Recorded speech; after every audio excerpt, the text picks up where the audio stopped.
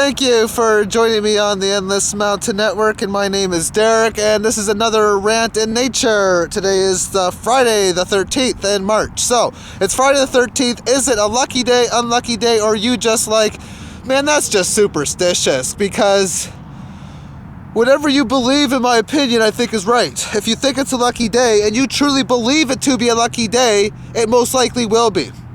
And if you believe it to be an unlucky day and everything's just going to go wrong, well, then that's going to happen too. Because it looks like it's all in your psyche and all what you believe and how you feel it to be true, which vibration you are using, whether it's the negative one or whether it's the positive one, and how much of the negative and how much of the positive that you're using. Because if you keep on saying, oh man, it's just going to be a bad day, well, you're going to manifest that type of stuff, I guess. So it's all in your personal psyche. Now, it's like breaking a glass or a mirror. I mean, you get like 7 years of bad luck if you break a mirror. And I think you got a mess to clean up, and you got to be careful not to cut yourself if that's the case. But other than that, I don't see the whole good and bad luck on the thing like that. Because, I mean, it's like I say, it's all in what you believe, what you feel to be true, in my humble opinion anyway.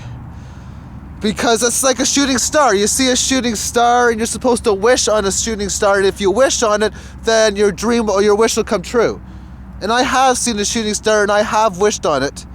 I was late on my wish. I seen one, I was like, wow! And then like 15 minutes or maybe 5 minutes, I don't know, but 10, 15 minutes later, I'm like, oh, I was supposed to make a wish. So I made one and it actually came true. Now, once again, that's all in the belief system. If you believe it strong enough, then the manifestations can easily come true on it. So, to me, that's really how I see manifesting based on good and bad luck. Now, 13 to me, however, I feel to be a very universal number. Very powerful number, and I'm so obsessed at this moment in finding out why. And I haven't quite yet. I've got much evidence for it, but it makes a lot of sense with the Mayan calendar, and I'm doing more and more research on it right now. And I even came through where it makes sense how there's 13 underworlds on the Mayan calendar. Mr. Ian Lungold was saying 9, along with, of course, Dr. Kalaman, who wrote some books. I'm sure other Mayan people too. And then I recently, a few months ago, said of the 10th, and now I can see 13 of them. And then I can see 13 after that, and I mean, it's all in 13s, if you will. Energy's in like a 13-shift process, and I want to find out more on why the 13 was so important. It was Morning Mayan who really got me hooked on that number. So I think that because, in my opinion, that a lot of people see 13 as bad luck because it's a universal number. And the negative energy doesn't want you to know that it's good. That's a possible belief for me.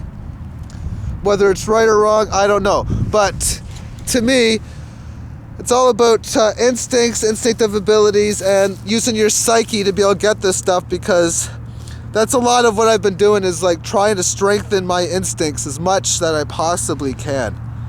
And it's fun, because last night even, I was about to go to bed. I was just watching a Peter Schiff video on YouTube, and it was getting late, but my instinct was telling me, oh, just read a little bit of this Conversations with God book. And I'm thinking, okay, if my instinct's telling me to, then I will.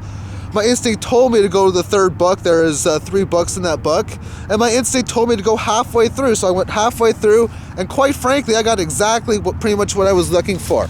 At the time, I was looking for information on consciousness, if you will. I'm looking really at the 2nd and 3rd level of the Mayan calendar. That's where my focus was at the time. I want to know more on the stimulus response and stimulus individual response that Mr. Lungold is talking about. And I got a lot of information about that, and I even got the information, because here's the thing, I was starting to forget what I was reading, and then it was really funny because I read on there that what happens is when you go to sleep, your soul leaves your body, and it has to do that. I mean, every time you fall asleep, your soul is leaving the body, and if you get a good dream, your soul is reliving or is having an amazing experience. And if you have a bad dream, your soul is living or remembering a very horrific or hellish experience, if you will. So that's what the book says about good dreams and bad dreams. And it also talks about meditation, which is really good in the sense that you don't have to do the standard meditation that you see on YouTube or in books, where you have to sit comfortably in a chair, concentrate on breathing, that type of stuff. Now that's a form of meditation and it works, but there's other multiple ways of meditation, and I'm doing my favorite one right now, and that's walking in nature. That is my favorite way of meditating.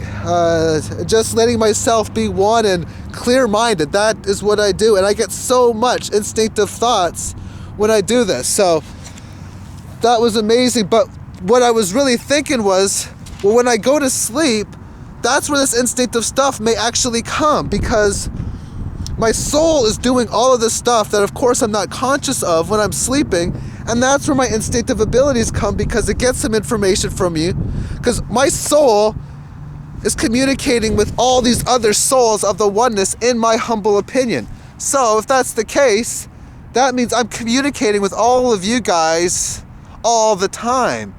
It's just becoming consciously aware of it is quite difficult at this moment.